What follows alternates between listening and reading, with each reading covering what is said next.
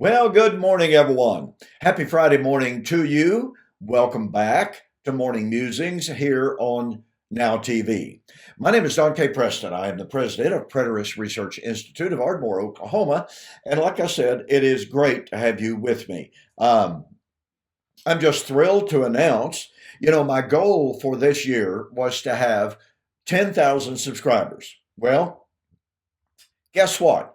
Here we are, 9/12/25, and I'm actually filming this on the 3rd, however. And as of this morning, September the 3rd, 2025, I have reached 10,300 plus subscribers. I am absolutely thrilled. And as I've said before, this is all up to you. This is all because of you. And I want to thank you so very, very much. If you are new to my channel, let me ask you, all you have to do is hit the subscribe button, hit the like button, hit the share button. Let people know that there is a message of assurance, a message of peace, a message of security in knowing and realizing and embracing the reality that God has kept his word, that we can meet the skeptics head on. We can meet the challenge of Christ.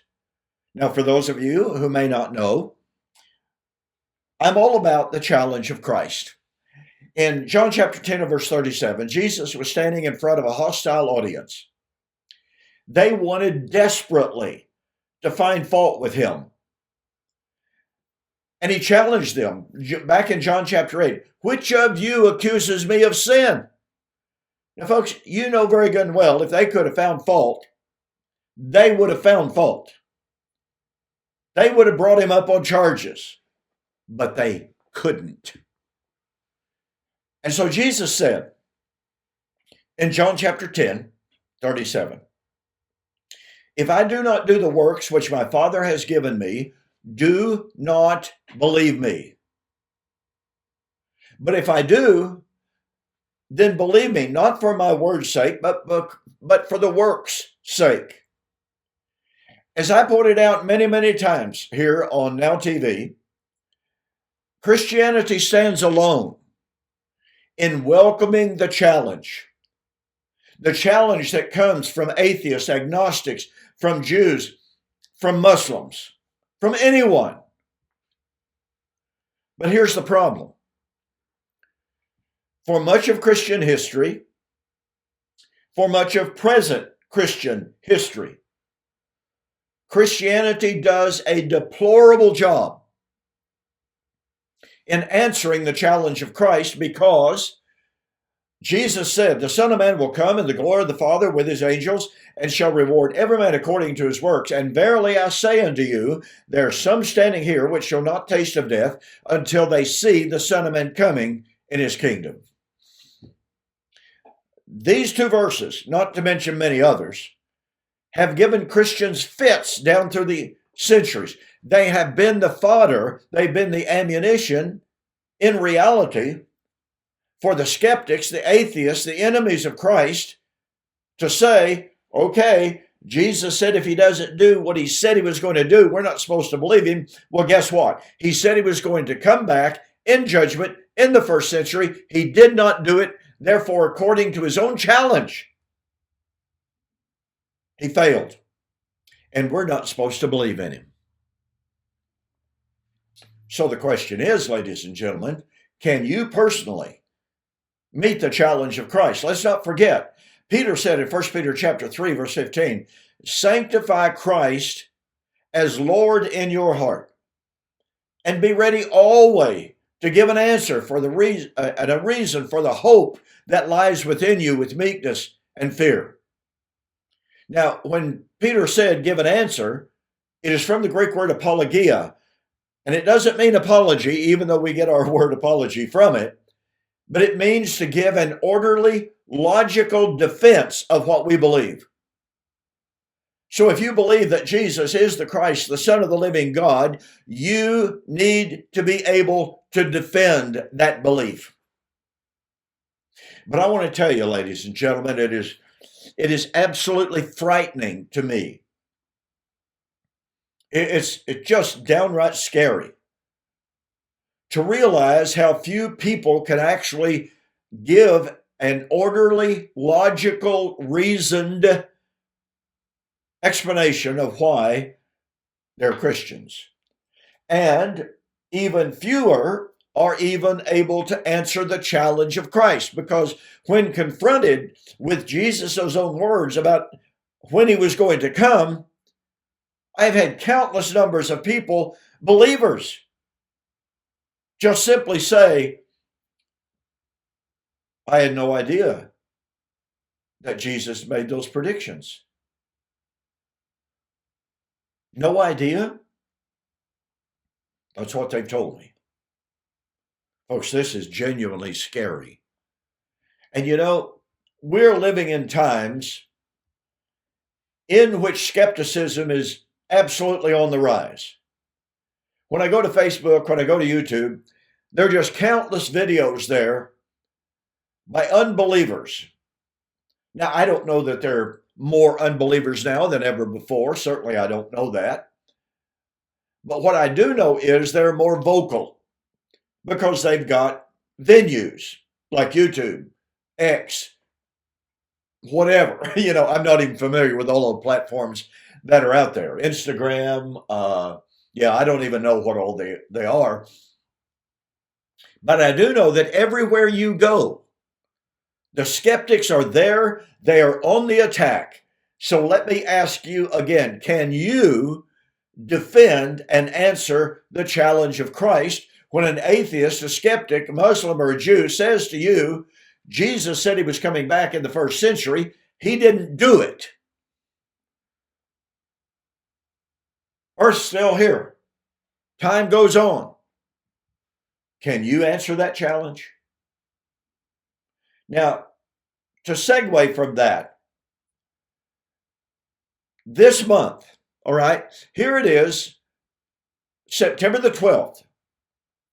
According to countless numbers of people on YouTube and Facebook, the rapture of the church is going to be September the 23rd, perhaps the 24th, on Rosh Hashanah, that's the Jewish feast days, the Feast of Trumpet.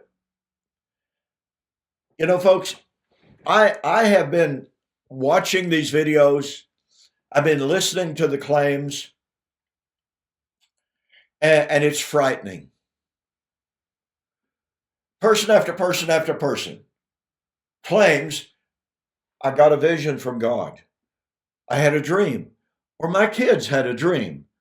The rapture is going to be September 23rd or 24th. Folks, that's not proof. We've got to have a reason, logically ordered, evidence-based reason. How many skeptics are out there who have dreams of the end of Christianity? They have, quote, visions of it. You need to know something. Over the last 2 weeks, I have produced videos on will the rapture take place September 23rd or 24th, 2025. My very first video was on the 5th, I believe that's correct. I don't remember dates real well. And as of this morning, and remember, I'm filming this on the 3rd. So here it is, Wednesday. My first video was last week, not the 5th. Okay, hope you get that right. Anyway, that video, and it's been out less than a week. Well, I'm sorry, slightly over a week. My second video will drop this Friday morning, the 5th. All right. The very first video, as of this morning, had been viewed over 8,000 times with something like 700 comments. Now, that's not to brag, although I am thrilled with it. But here's the deal. person after person after person after person has responded with comments like, boy, you're going to be sorry on September the 25th when you're left behind. You're really, really, really going to be sad when the rapture does occur and you're proven wrong. How are you going to feel when you're proven wrong? And my response to that has been, in many instances, many cases, number one, the rapture will not occur September 23rd, 2025.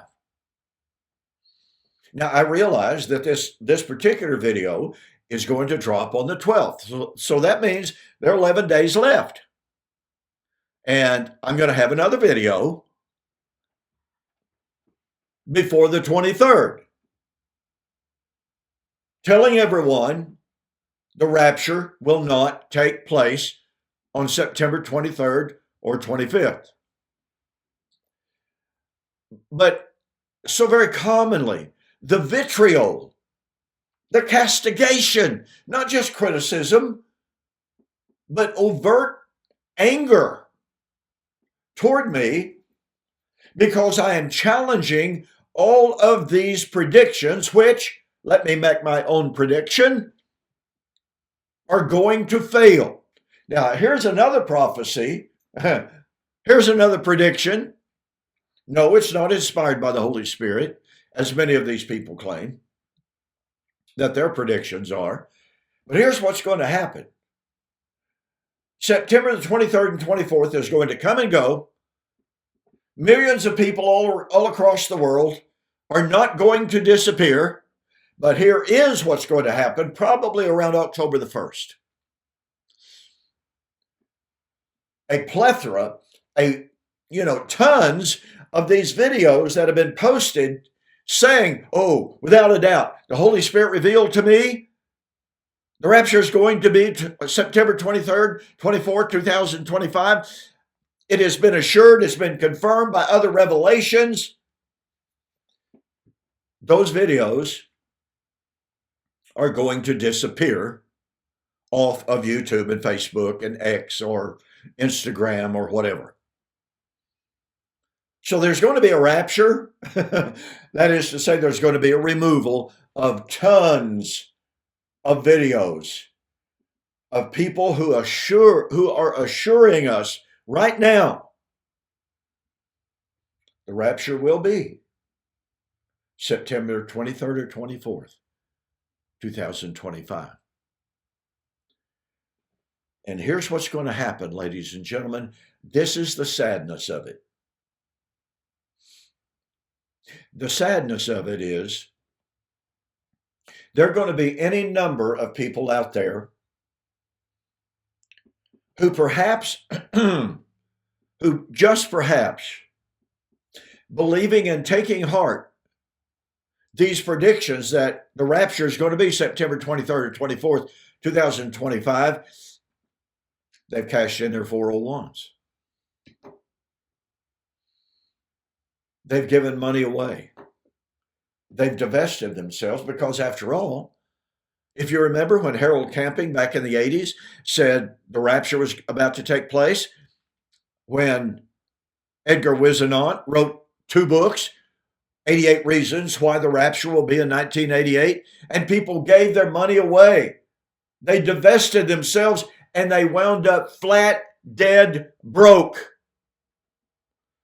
Listen to me, please. My heart is aching over the possibility that there are any number of people out there who are divesting themselves of their savings, of their 401s, etc. And at the end of September 2025, the rapture will not have occurred, and they will find themselves completely and totally devastated financially. And even worse than that, guess what? They're going to find that their expectation, their trust in all of these prophets and prophetesses, many of whom said, now, I'm not a prophet, but it's going to happen. I'm not a prophet, but I've done the calculation. And without a doubt, by the way, the Holy Spirit spoke to me and it's going to happen. Well, look, folks, if the Holy Spirit spoke to you and told you it's going to happen, then you are de facto a prophet. So don't get on YouTube and say, now I'm not a prophet, so don't come back at me if it doesn't happen. No, if the Holy Spirit spoke to you, and almost all of these people are claiming that. So if the Holy Spirit spoke to you, can the Holy Spirit be wrong? Folks, this is a serious, serious issue because, like I said, there are going to be any number of people who are going to be totally devastated in their faith, and the skeptics are going to have an absolute heyday when September 23rd and 24th, 2025 comes and goes, and the rapture has not occurred. So let me urge you, let me encourage you. If you have not done so, please do not divest yourself of your financial well-being. You are going to be disappointed, not only ideologically and theologically, but you will be devastated financially if you do that. And here's my prayer. Here's my hope. Here's my invitation. If you have put any confidence whatsoever in all of these prognostications, all of these prophecies, all of these predictions, that the rapture is going to be September 23rd or 24th, 2025. When that day comes and goes and there is no rapture, will you please come back to NowTv and Morning Musings, and please consider what I am saying. Pardon me. What I have been saying for 3 years now. The Lord predicted that his coming was to be in the first century. Pardon me. He was either right or he was wrong. All of these people predicting the imminent day of the Lord rapture for September 23rd and 24th. If they are right, then Jesus was wrong. We have a choice to make here, ladies and gentlemen. Paul said in Romans chapter 13, 11 and following, and now knowing the time, and it's literally knowing the hour. Did you know that? Did you know that Paul, writing to the Romans 2,000 years ago, said, we know the hour. It is high time to awake out of a sleep. The night is far spent. The day of the Lord, has drawn near. Now is our salvation nearer than when we first believed. Was Paul wrong, ladies and gentlemen? If Paul was wrong, then he didn't have the Holy Spirit. And guess what? When all of these people making their predictions of the rapture, September 23rd, 24th, 2025, when they are wrong, when their predictions fail, then you will know they are wrong. You will know the Holy Spirit did not speak to them. So much, therefore, for all of the claims that the Holy Spirit is speaking to these people in a voice as audible as my voice that I'm using right now. So much for those who had dreams and visions supposedly confirming the predictions of the rapture for September 23rd and 24th, 2025. Listen, I've taken up almost all of my time for today. But this is such an incredibly important issue. We're talking about the challenge of Christ, ladies and gentlemen. Jesus said, if I don't do what I say I'm going to do not believe me. So you have thousands upon thousands of people claiming that the Holy Spirit has been speaking to them directly, telling them the rapture will be, in approximately 2 weeks now. And others have come and said, there's one guy, supposedly a prophet, calls himself a prophet. I think he calls himself the prophet or the elder, Joshua, or something like that. He has supposedly confirmed all of these visions, all of these predictions, all of these prophecies. Rapture, September 23rd and 24th. What will he say when it doesn't happen? And for all of those people who have come on YouTube and castigated me, criticized me, condemned me, saying, as I noted earlier, how are you going to feel when the rapture takes place on September 23rd?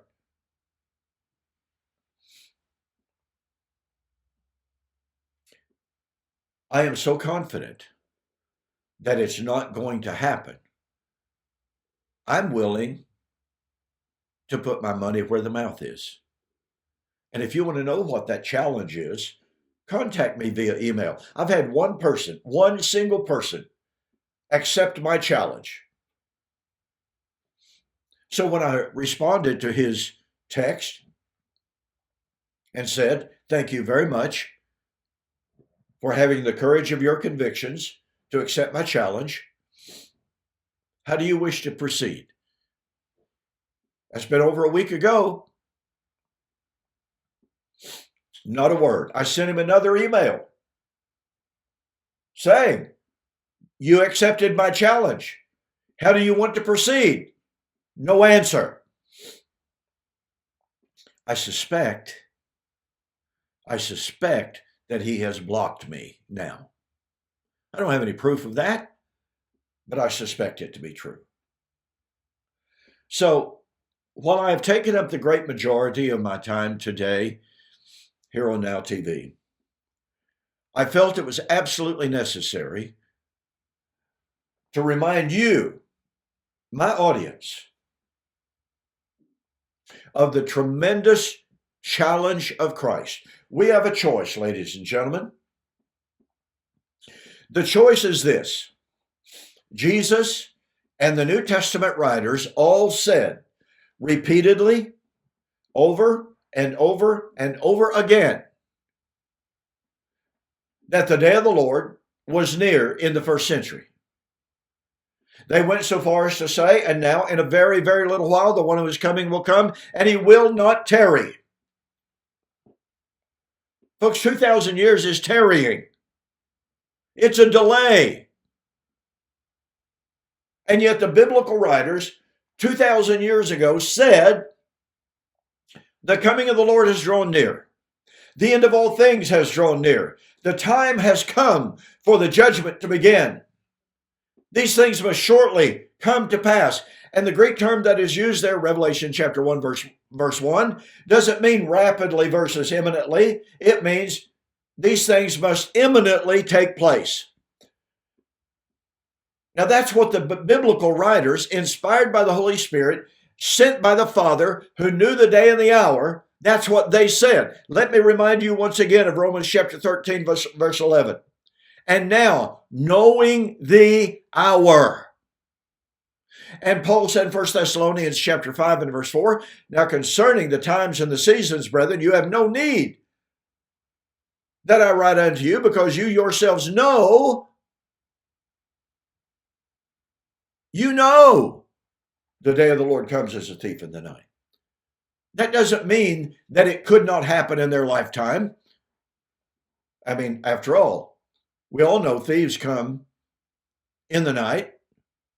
That doesn't mean it can't happen in our lifetime. We're not concerned about thieves coming hundreds of years away from our lifetime. We're concerned about our lifetime, our generation. So once again, here's the challenge. Here's the question.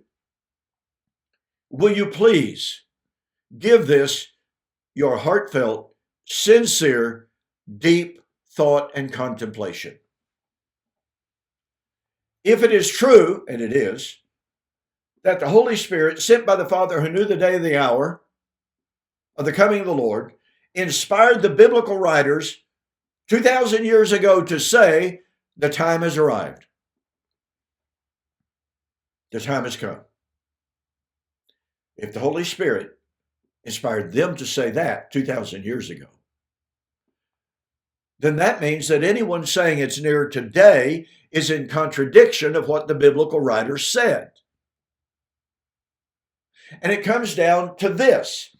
If the biblical writers were correct and true and right to say that the day of the Lord was near 2,000 years ago, then any and everyone today, like the hundreds and thousands on YouTube and Facebook, et cetera, who are saying that the rapture is going to happen September 23rd or 24th, 2025, it means they are wrong. Our choice is simple, it is direct, it is powerful, it is undeniable. Either the biblical writers were correct and true when they said the day of the Lord was near 2,000 years ago, or the people today are true and accurate. But if the people today are accurate and true, and the rapture is near today, guess what that means? It means the biblical writers were wrong when they said 2,000 years ago that it was near then. Isn't it ironic when people say, well, yeah, I know that the Bible writers said the day of the Lord is drawn near, but day of the Lord, the day with the Lord is 1,000 years, and 1,000 years as a day. The Lord doesn't talk in time like we do. Well, the Lord inspired them to say it was near. We're supposed to not believe the biblical writers, but we're supposed to believe the people today who say it's near. I'm out of time. Thank you for joining me. I'll see you next week.